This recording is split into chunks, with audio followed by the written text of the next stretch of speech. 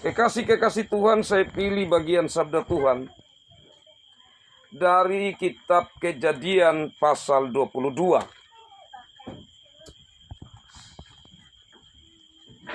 Memang keseluruhan, khususnya dari ayat 1 sampai ayat yang ke-19 akan menjadi perenungan kita. Tapi saya bacakan bagi kita sampai kepada ayatnya yang ketiga.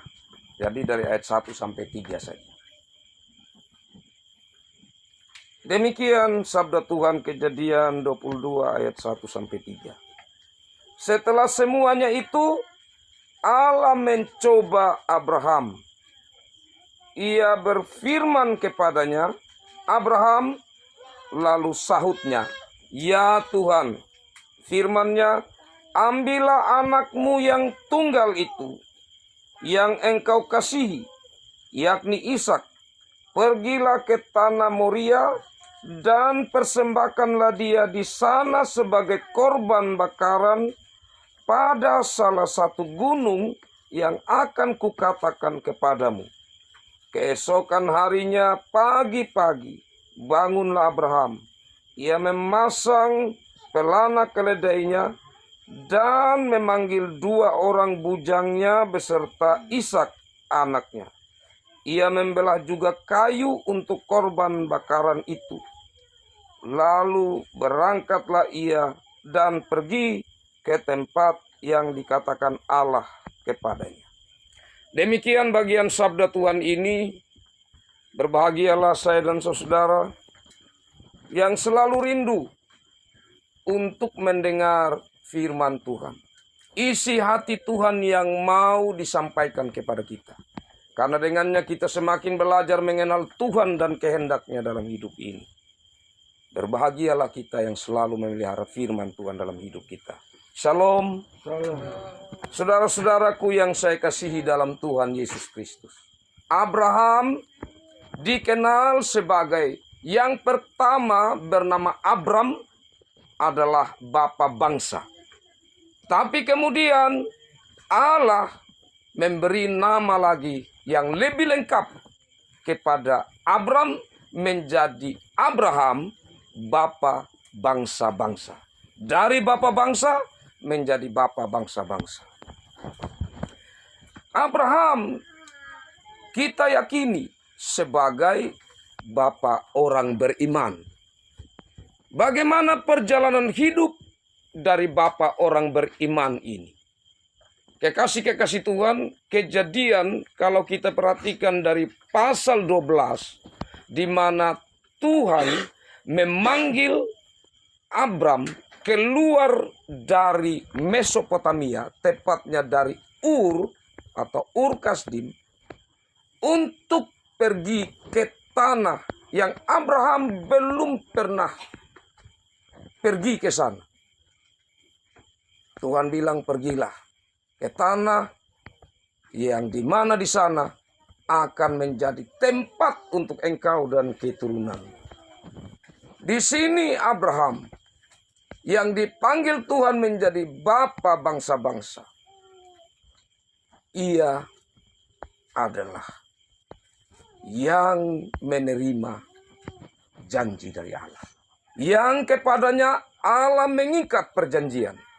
Berbicara tentang perjanjian, kita ikuti sejak dari Kejadian pasal 3. Allah sudah mengikat perjanjian dengan manusia. Saat manusia jatuh dalam dosa, Allah mengikat perjanjian di sana dengan manusia, dengan Adam, dengan Hawa. Khususnya antara si jahat atau ular dengan Hawa. Pada akhirnya Hawa, keturunanmu akan meremukkan kepala atau kuasa dari si ular. Sedangkan engkau ular, keturunanmu akan meremukkan tumitnya. Ini adalah satu janji, di dalamnya bayangan tentang siapa yang akan datang nanti. Atau isi hati Allah sendiri yang Allah tepati lewat Yesus Kristus. Di mana dalam Yesus Kristus yang tersalib, maka kuasa jahat dipatahkan. Kuasa jahat hanya mampu untuk melukai tumit Yesus. Dalam hari ini saat Yesus dipaku di kayu salib. Bayangan itu sudah ada di dalam janji yang Allah tetapkan. Janji yang berikut kita ingat saat peristiwa Nuh. Saat air bah terjadi. Hanya Nuh dan keluarganya dan ternak-ternak yang Tuhan Allah izinkan yang ada dalam bahtera itu yang selamat. Dan setelah Nuh mendarat atau setelah peristiwa air bah itu menjadi sangat surut dan sudah muncul daratan, maka saat Nuh turun dan mempersembahkan korban bakaran, di sana Allah mengikat janji bahwa saya tidak akan menghukum bumi ini lagi dengan air bah. Tandanya pelangi. Kenapa tandanya pelangi? Karena berhubungan dengan alam. Nah, selanjutnya janji yang Allah ikat dengan Abraham. Nah, janji yang Allah ikat dengan Abraham bahwa Abraham, engkau nanti akan menjadi suatu bangsa yang besar. Dan janji yang Allah ucapkan ini bukan satu kali, tetapi beberapa kali sebelum peristiwa dalam kitab yang kita baca tadi, cerita tentang Allah minta kepada Abraham untuk mempersembahkan Ishak.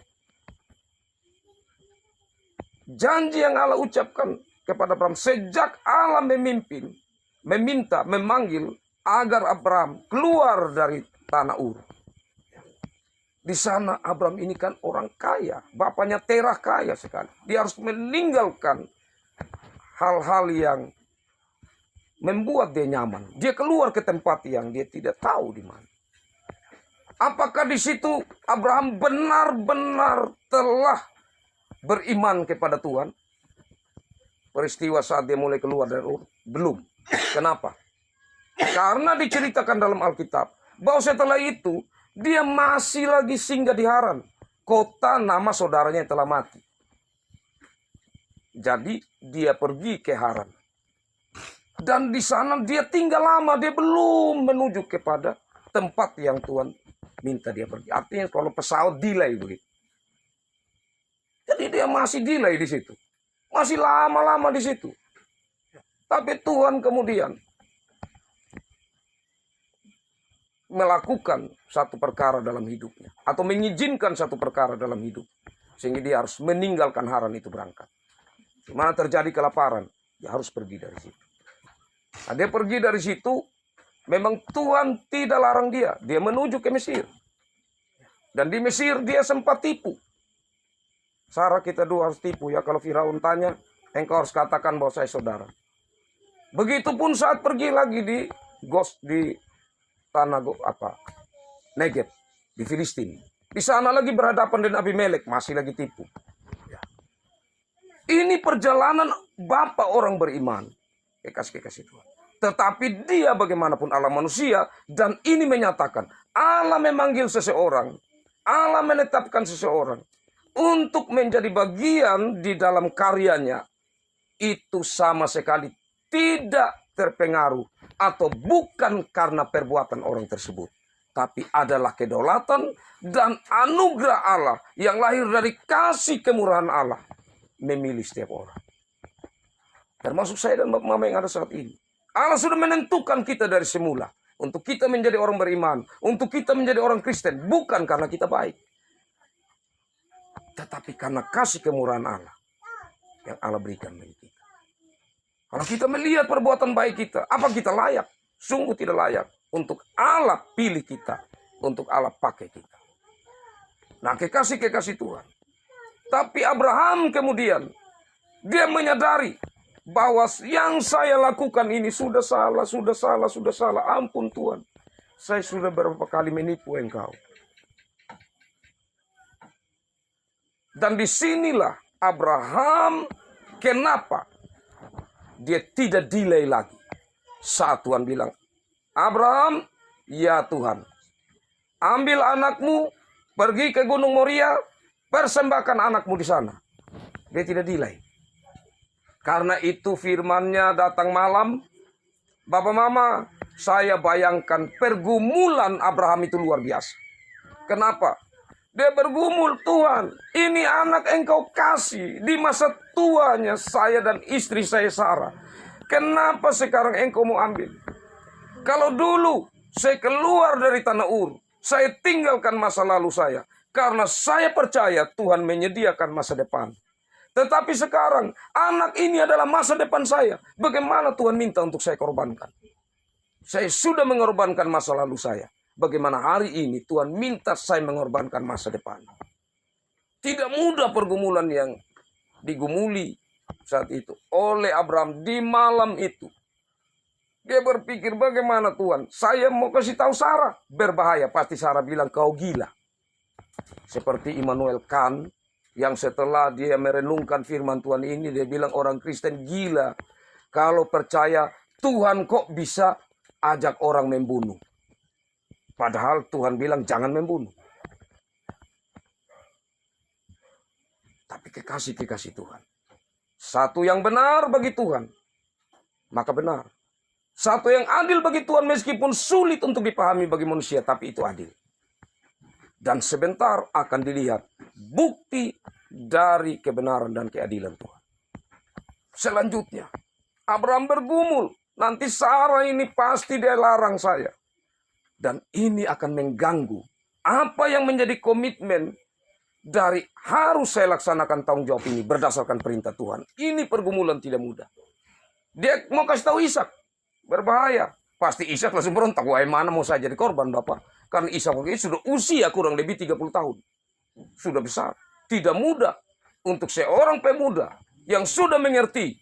Dia mau memberi dirinya untuk itu. Ini pergumulan yang tidak mudah. Baru dia berpikir, saya ajak lagi 2 orang saya punya bujang. Atau saya punya pengerja dalam rumah. Apakah saya harus kasih tahu mereka? Dia tahan diri. Jadi hanya dia yang tahu apa yang Tuhan perintahkan bagi. Dia berpikir, Tuhan, bagaimana? Saya harus lakukan. Komitmen itu membuat pagi-pagi dia bangun untuk dipersiapkan segala sesuatu. Kekasih-kekasih Tuhan, di sini kita melihat bahwa Abraham sebagai bapa orang beriman melalui proses yang tidak mudah. Jatuh bangun, sampai akhirnya dia memiliki komitmen kepada Tuhan yang dia percaya. Tuhan, saya akan membawa Ishak karena saya percaya bahwa Tuhan sanggup membangkitkan dia. Kenapa Tuhan sanggup membangkitkan dia? Karena Tuhan sendiri sudah berjanji bahwa bukan Lot yang menjadi anak perjanjian. Bukan Ismail. Tetapi yang menjadi anak perjanjian ini adalah Ishak. Dia renungkan secara mendalam. Pasti Tuhan akan bangkitkan. Karena itu, dengan iman yang kuat, meskipun dalam gumul yang tidak mudah, saya bayangkan Bapak Mama, saat saya menempatkan diri saya pada peristiwa ini, pada pribadi Abraham, itu hal yang sangat luar biasa. Kenapa? Karena perjalanan ke Gunung Moria masih jauh. Bayangkan sepanjang perjalanan dia memandang anaknya sebagai masa depannya ini. Hatinya tidak mudah. Imannya betul-betul di situ diuji. Tapi dia tetap berjalan. Puncaknya Bapak Mama. Saat Ishak bertanya, Bapak, ya anak, sudah ada api. Sudah ada kayu. Di manakah perdomba persembahan itu? Hati dia pasti hancur sekali. Tapi kalimat orang beriman keluar dari mulut Abraham. Allah yang menyediakan. Ini luar biasa. Allah yang menyediakan. Kekasih-kekasih Tuhan. Ishak pun pasti waktu itu dia bingung. Karena apa? Karena waktu itu dia yang harus pikul kayu setelah 2 bujang ditinggalkan. Jadi Abraham bilang, kalian orang berdua tinggal di sini. Mungkin juga Abraham berpikir, kalau dia ikut nanti pas saya ikat sama Ishak, pasti ini 2 pasti bela Ishak. Apalagi kalau Ishak berteriak, pasti rencana ini akan gagal. Jadi tinggalkan bujangnya di situ. Dan kekasih-kekasih Tuhan, Ishak pikul kayu. Ini luar biasa. Tapi ini sebuah bayangan juga tentang janji Allah dari kitab Kejadian. Tentang sang perempuan, sang Hawa yang keturunannya itu itu yang akan meremukan kepala ular. Bayangan-bayangan itu akan semakin jelas. Dan dalam peristiwa Abraham ini semakin jelas. Kenapa? Karena Ishak yang adalah anak tunggal itu adalah bayangan tentang Yesus yang adalah anak tunggal. Ishak yang adalah anak perjanjian itu merupakan bayangan tentang Yesus yang dijanjikan Tuhan sebagai Mesias. Ishak yang pikul kayu itu memberikan bayangan tentang Yesus nanti yang akan disalibkan, yang pikul kayu salib. Bayangan-bayangan itu nanti semakin kalau kita baca terus kitab ini, akan semakin bayang-bayang itu semakin menjadi jelas sampai hadirnya Sang Mesias itu. Kekasih-kekasih Tuhan, saat Abraham berserah diri penuh kepada Tuhan, Abraham sudah mau korbankan Ishak. Dan kata korban di sini itu dalam bahasa aslinya itu artinya bakar sampai habis. Jadi dalam perjanjian lama ada banyak-banyak atau bermacam-macam model kurban. Ada yang kurban dibakar separuh, yang separuh dikasih kepada imam. Tetapi kata kurban dari konteks aslinya itu dibakar sampai habis. Bayangkan Bapak Mama, tidak gampang hatinya Abraham. Tapi dengan iman dia mengatakan, Tuhan yang menyediakan. Dan akhirnya malaikat Tuhan berseru. Malaikat Tuhan ini siapa Bapak Mama kekasih Tuhan? Yesus Kristus adalah yang menjadi pemimpin dari semua malaikat. Ini dogma atau ini ajaran. Yesus adalah pemimpin dari semua malaikat. Sehingga kalau kita baca Alkitab, kata malaikat yang huruf besar M-nya di depan, meskipun bukan setelah titik, itu menunjukkan pribadi Yesus. Kata malaikat yang muncul dengan M huruf besar, itu adalah Yesus. Dan dalam peristiwa Abraham, beberapa kali termasuk waktu firman sebelum pasal 22 ini, di mana Abraham tawar-menawar dengan Tuhan, itu juga Yesus. Karena 3 orang datang, Abraham sujud. Mau kemana? Sabar, tunggu di sini, makan minum dulu. Kemudian Bapak Mama ingat berapa orang yang sampai di Sodom dan Gomora? Hanya 2. Satu di mana? Yang tadi sedang tawar-menawar dengan Abraham. Kalau di sana ada 50 orang, apakah Tuhan masih menghukum? Dan selanjutnya. Tapi dalam ini tidak ada tawar-menawar. Pribadi yang sama. Yang kemudian bilang, karena melihat betapa sudah meningkatnya iman Abraham. Jangan bunuh anak itu. Lihatlah di sana. Itulah yang menjadi korban. Ada binatang atau hewan yang tertambat. Disitulah kemenangan iman dari Abraham. Nah, kekasih-kekasih Tuhan. Mungkin kita bertanya, kenapa Tuhan menguji Abraham? Sampai sebegitunya. Bahkan kalau kita perhatikan, ayat 22 di ayat pertama tadi, setelah semuanya itu Allah mencoba, kok Allah mencoba. Tapi ini karena di bahasa Indonesia itu sulit untuk memisahkan. Tetapi yang sebenarnya Allah menguji. Allah tidak mencoba siapapun manusia. Allah tidak mencoba. Yang pencobaan itu datang dari si iblis. Sedangkan kalau Allah menguji, kenapa Allah menguji? Karena manusia memiliki potensi dalam dirinya yang itu bisa dikembangkan untuk pertumbuhan spiritualnya, pertumbuhan iman percayanya. Kalau mencoba dari tujuannya, iblis mencoba manusia untuk merusak. Tetapi kalau Allah menguji manusia untuk membangun, itulah beda antara cobaan dan ujian. Nah, nyata di sini Allah telah melihat perkembangan-perkembangan dari iman Abraham. Dan pada akhirnya Allah memberkati dia. Allah sungguh melihat ini benar-benar Bapa orang beriman. kekasih-kekasih Tuhan. Saya dan saudara, Tuhan minta untuk hidup kita, spiritual kita, rohani kita, iman percaya kita tidak statis atau bahkan stagnan. Tidak berjalan, tetap begitu saya tidak ada perkembangan. Tidak boleh atau diam di tempat. Harus terus bertumbuh. Karena itu Om Frans, ya, Bapak Frans, 71 tahun bukan soal kuantitasnya atau jumlah tahunnya, tetapi kualitas yang Om Frans renungkan. Sepanjang saya berjalan bersama dengan Tuhan, apa-apa yang saya dapatkan, apa-apa yang saya rasakan, apa-apa yang Tuhan izinkan terjadi dalam hidup saya, itu direnungkan. Itulah kualitas yang sesungguhnya membuat orang bersyukur. Soal kuantitas, justru orang semakin tua, dia bisa semakin bilang, jangan kamu apa sebulan tahun, semakin dekatin matahari semakin turun. Iya kan? Tapi tidak.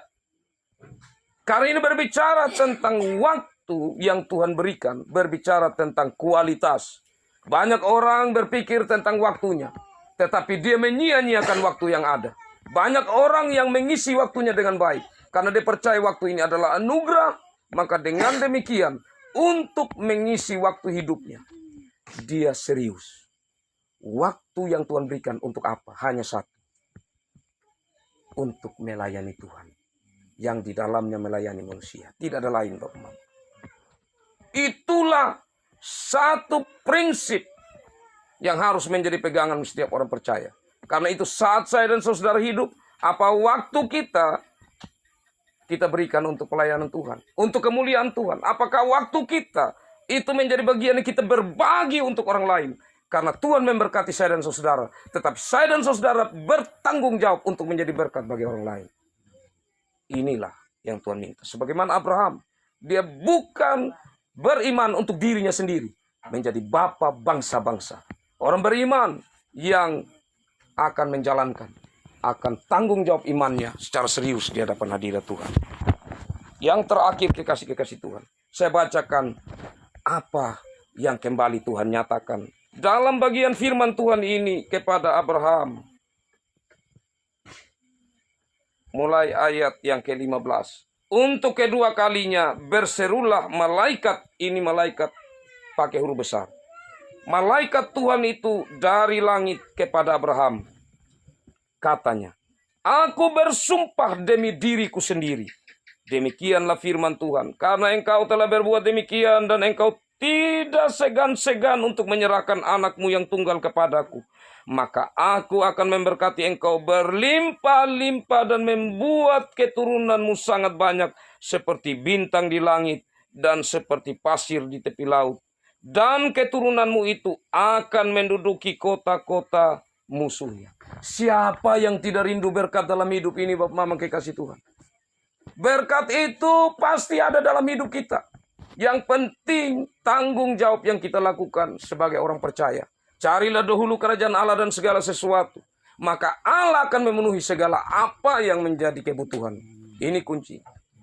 Kenapa? Karena kerajaan Allah akan membuat saya dan saudara merasa puas. Sedangkan dunia ini membuat kita tidak puas, tidak puas, tidak puas, tidak puas. Kita akan mencari segala sesuatu. Tapi kalau kita mencari duluan kerajaan Allah, kita akan mendapatkan. Karena disitulah ada kekekalan. Disitulah ada kedamaian. Disitulah ada berkat, kekuatan, berkat yang kita butuhkan dalam perjalanan hidup yang Tuhan izinkan kita jalani. Tuhan memberkati Om Frans, memberkati Mama Dance, memberkati anak kekasih, Kak Erni dan semua keluarga, memberkati kita semua saudara-saudara. Amin.